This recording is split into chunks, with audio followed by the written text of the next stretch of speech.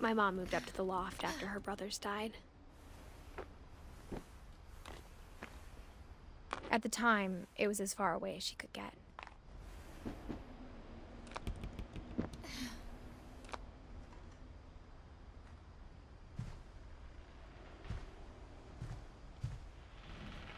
My mom moved to India a week after graduation and got a job teaching English.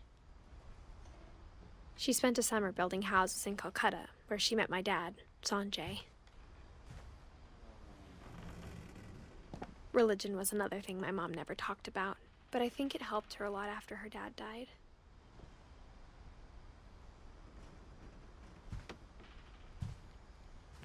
Louis was born a year later. When my dad died, I don't think Mom knew where else to go. I'm sure Edie was happy to have her back. The house had to get a little bigger, but Edie was used to that. And for a while, things were good. Almost normal, but it didn't last.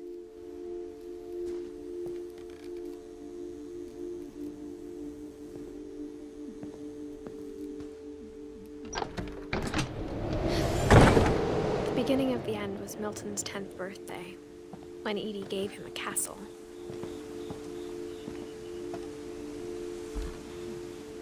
After Milton disappeared, the only thing he left behind was a room full of paintings.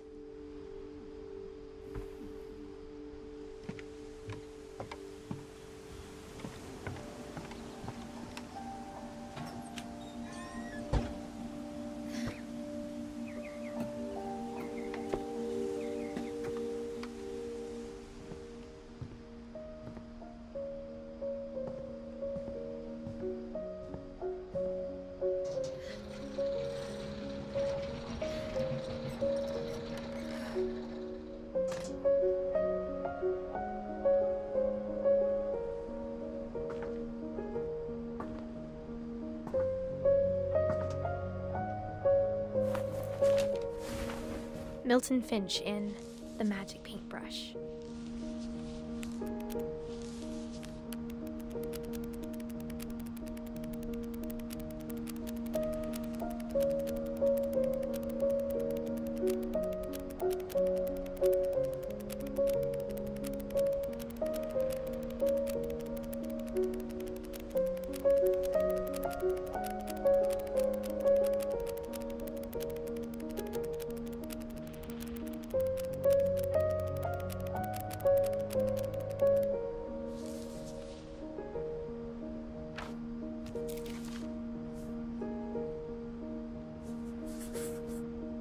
I was 4 when Milton disappeared.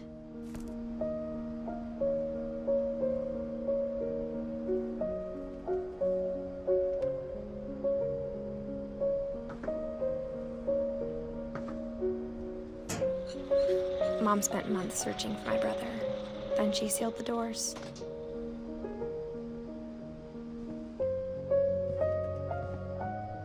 Whatever Milton had found in the house, Mom didn't want it getting out.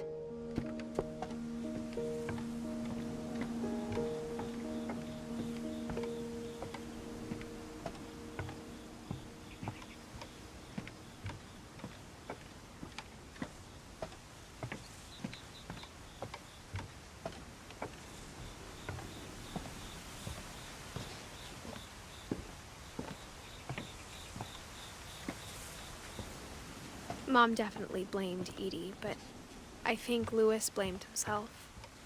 After he graduated, he just spent more and more time in his room, until Mom got him a job at the cannery. Everyone always told me to stay out of Louis's room, except Louis.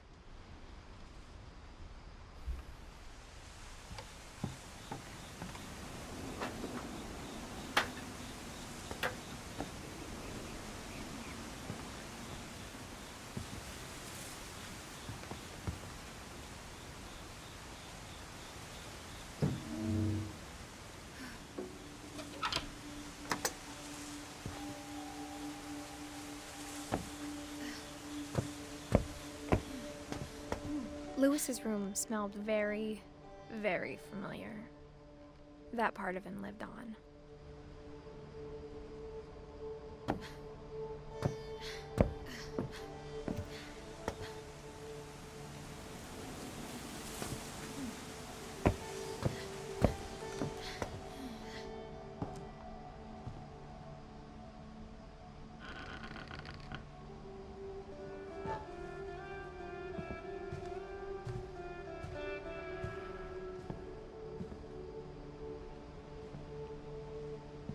Lewis and I spent a lot of time playing games together, but he was surprisingly bad at them.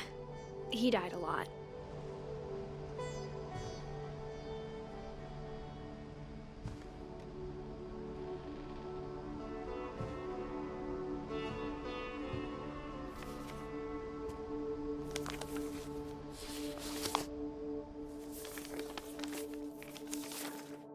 Dear Mrs. Finch, as Lewis's psychiatrist, I can understand your desire for an explanation. As I see it, the trouble began in January, shortly after we convinced your son to seek treatment for substance abuse. Newly sober, I believe Lewis first noticed the monotony of his daily life.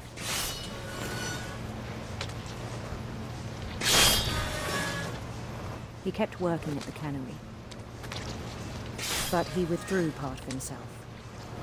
In our sessions, I saw the same behavior. His mind began to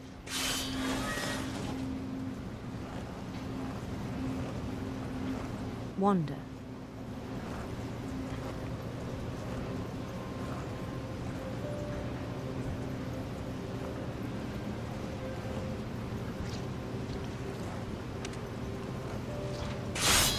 I asked him to describe it.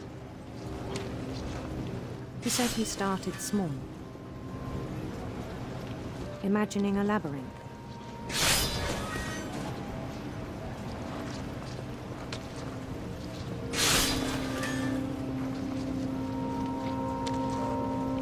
He'd feel his way about.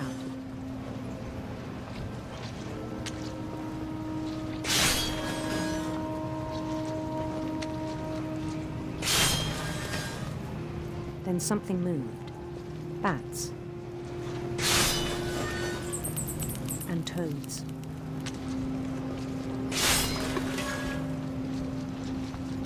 And things that have not names. He knew it was all in his head.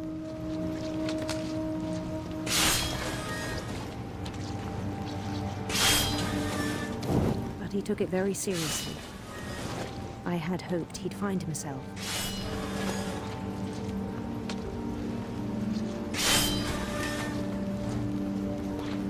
But he found something more. I worried about him then, daydreaming at the cannery. I spoke with his boss. But he said Lewis had become a model employee. Methodical, tireless, focused. Like a whole new Lewis. So I let him go on.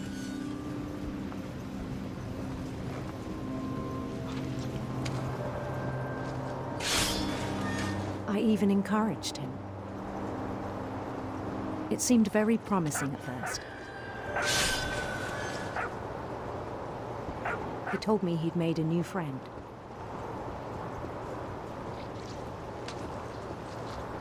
On the edge of a city he named Lewis Topia. He built the city up slowly, brick by brick. Then he made musicians.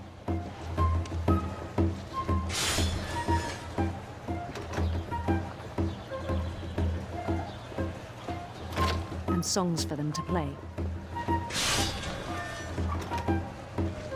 He talked about starting a band.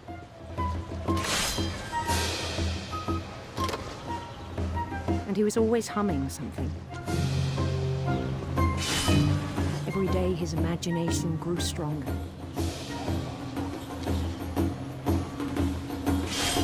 He no longer spoke at the cannery. But his chopping was as reliable as ever. Then one day it struck him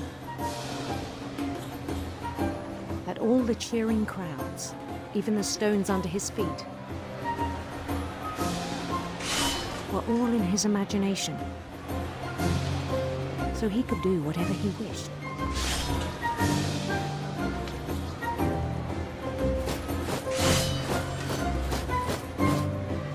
He held an election for mayor. And he won. They begged him to stay, but his mind was already wandering. It became a game for him.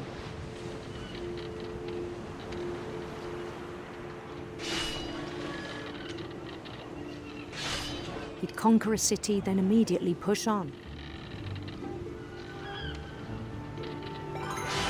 New Louisville.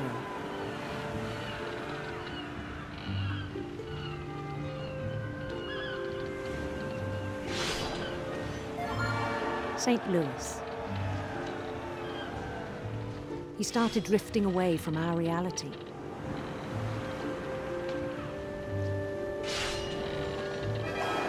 Minneapolis. Until one day he forgot to go home from the cannery. Even as his mother pleaded with him, part of Louis kept sailing on.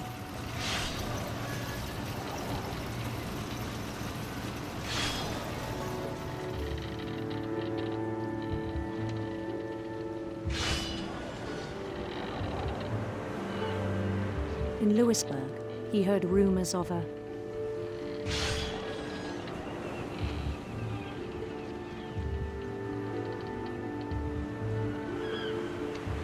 beautiful prince.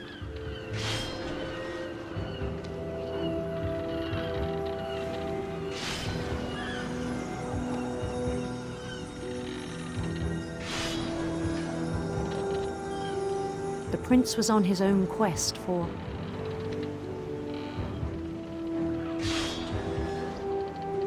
sinister serpents.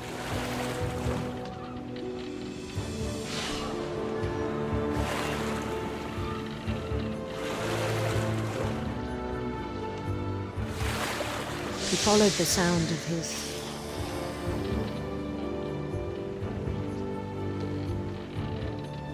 silver harp.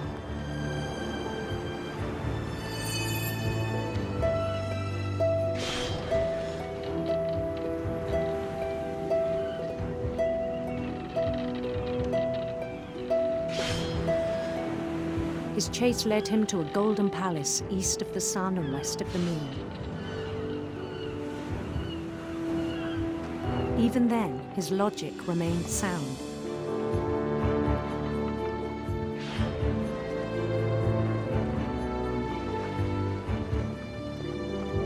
He knew the world was all in his imagination.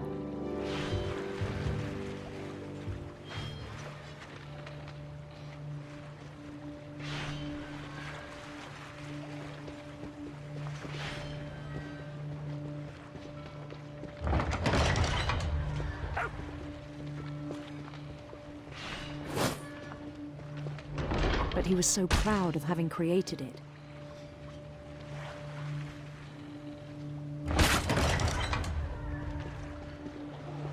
In his own eyes, he'd become something greater than a king.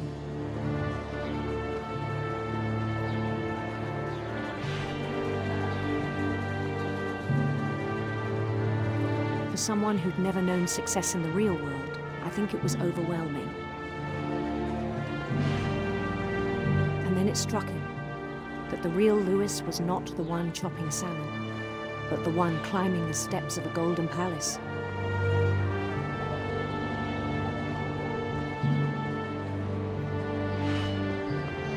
My imagination is as real as my body, he told me. It was hard to argue with him.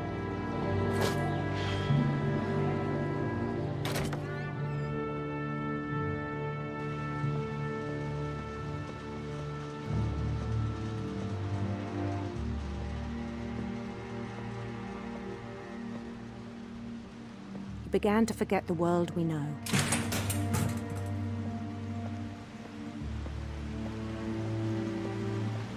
I think it pained him to remember Lewis, the cannery worker.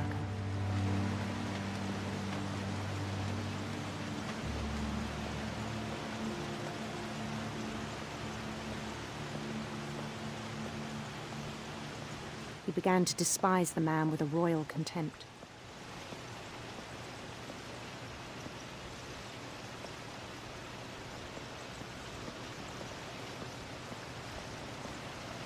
I still thought I could save him. Even after he said he was being crowned king over all the lands of wonder.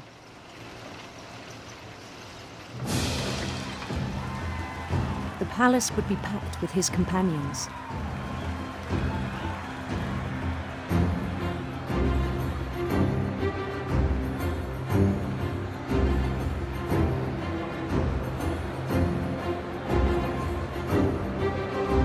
Including the wise Calico who'd insisted on inviting him.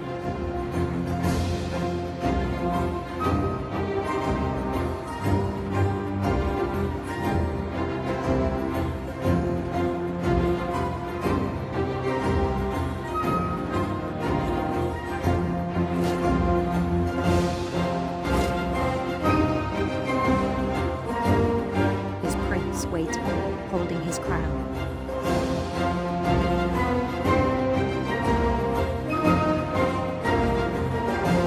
There was only one thing left to do.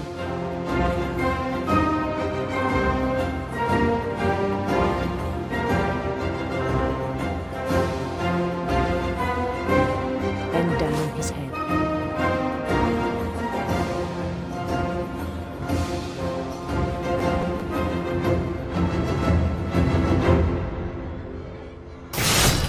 And the rest I think you know.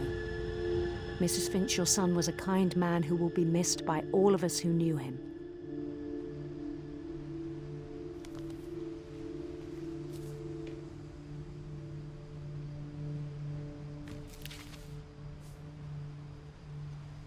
My brother was really cool. I wish you could have met him.